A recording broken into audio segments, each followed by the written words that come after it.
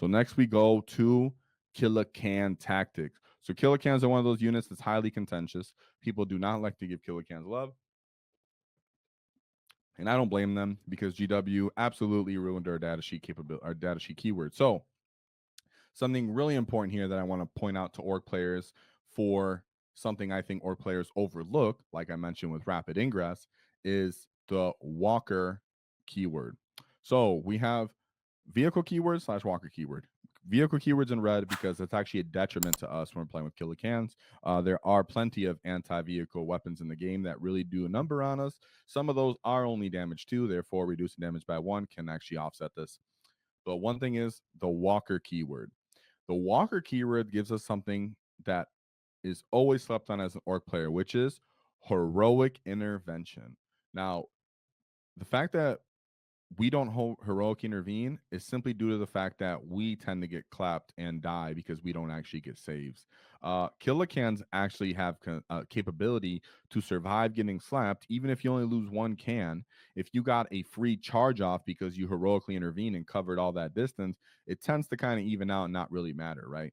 So Killa Kans actually pose the threat that, one, they can actually heroic intervene for other units if enemies get a little bit too weary, end up get a little bit too aggressive on them.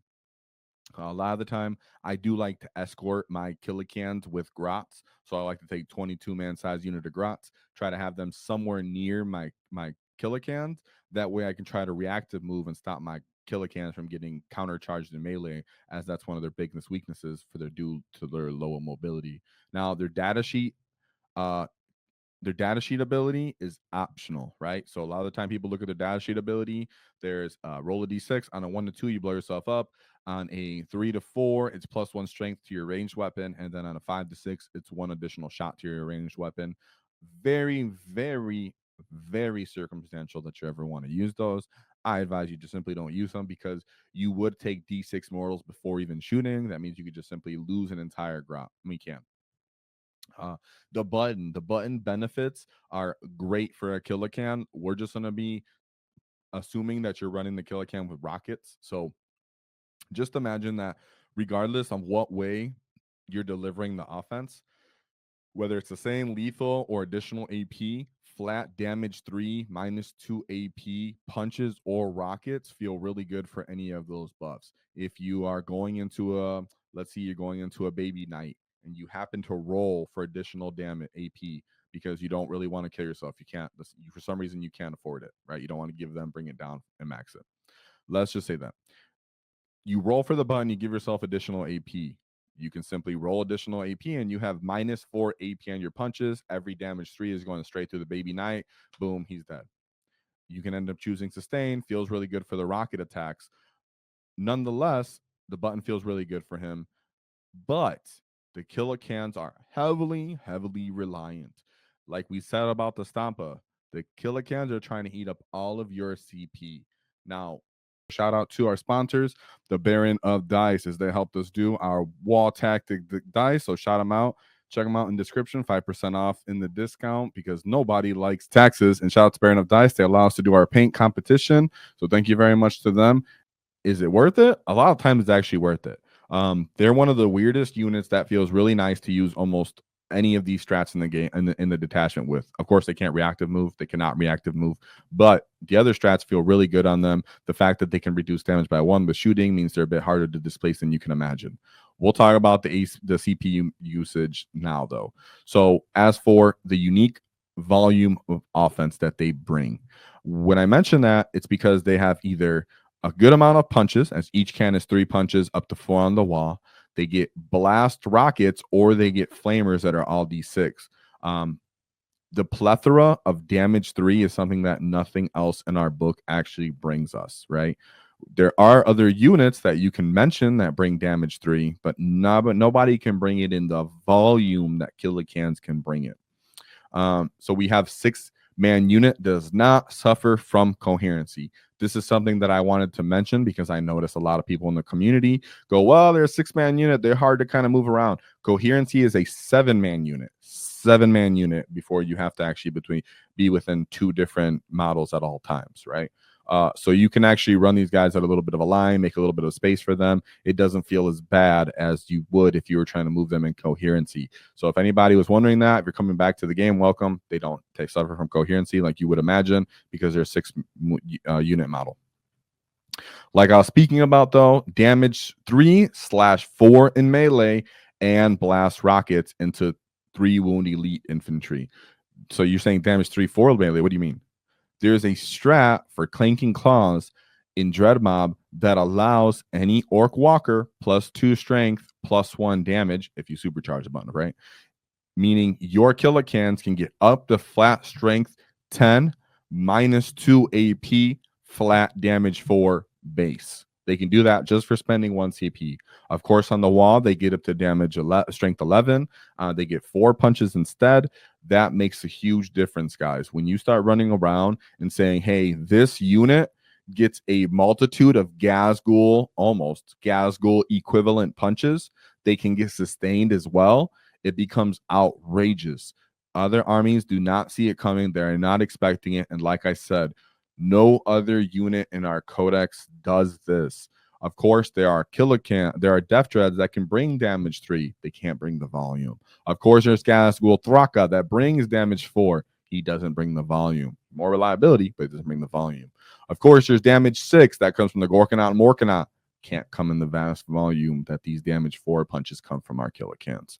Not to mention, you're also doing them in shooting, and it's in blast. So if you're dealing with Terminators, Gravis Marines, elite infantry like 8-bound. If you're dealing with leagues of Voltan infantry that are, T6 as well, units that have feel no pains, other orcs, whatever it may be, the fact that you're throwing damage 3 rockets at them and then you're jumping and punching them with damage 3 is outrageous. They do have the dreaded combo of advanced shoot and charge, something that orcs simply do not have. The fact that we have access to advanced shoot and charge, of course, it's only on the wall because it's the only time you can advance and charge, means that the Killa Kans, if you're bringing at least 1 unit, get 1 turn of just straight YOLO dash across the field into your opponent. So they can use 1 CP so they can advance and shoot.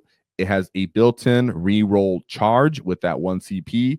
Therefore, you're actually compounding that with your want to charge because you're deciding, okay, I'm going to move, I'm going to advance so I can shoot, but I'm giving a better advance because I'm going to charge after.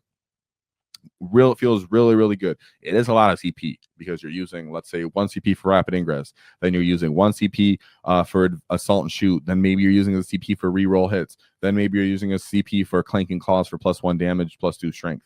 So just know you need a lot of CP when you're running these cans, but it will give you access to damage outputs that are unheard of in orcs that really blow your enemies away. Like I said, they're in a rapid ingress target. You guys don't know rapid ingress enough.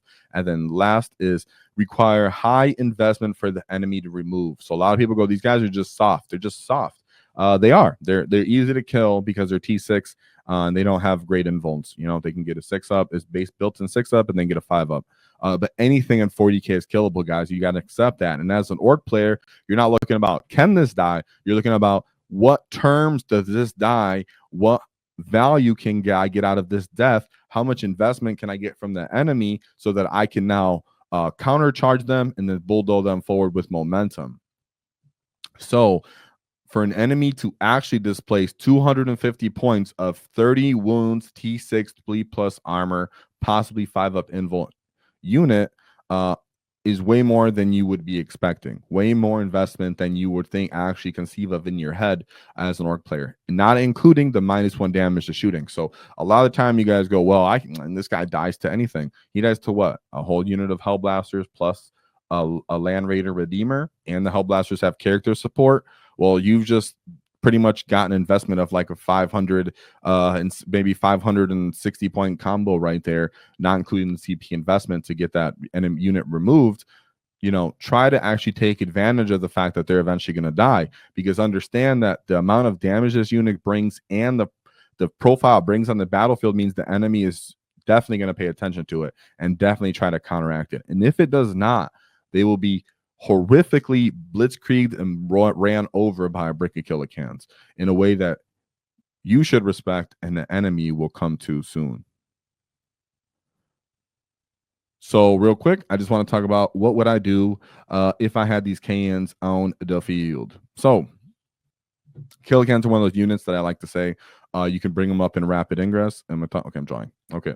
And bring them up in rapid ingress. They do suffer from the fact that they are horrifically slow. Horrifically slow.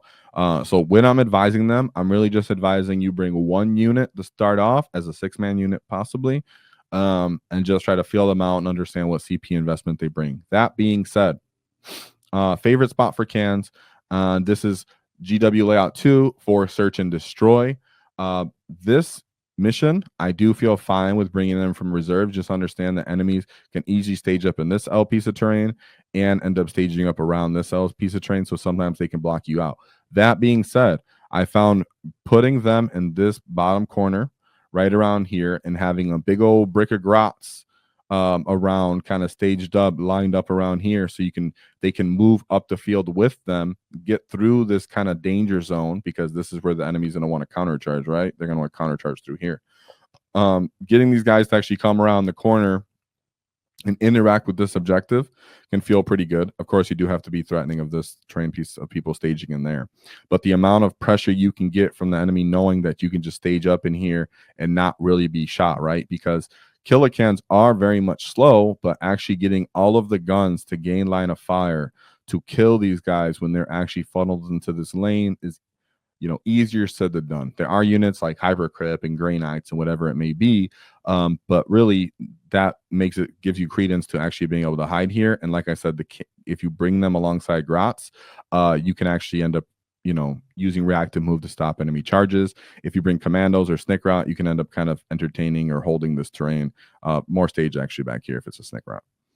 If you are deciding to play this and decide, let's say it's a different still layout but a different deployment, you could end up boning them here, and then they can end up walking through, right? If you do come in from reserves, you ingress them here turn 2, they can end up walking through this blue piece of terrain because that's actually easy to move through. And this is where you would take advantage of advancing, shooting, and charging.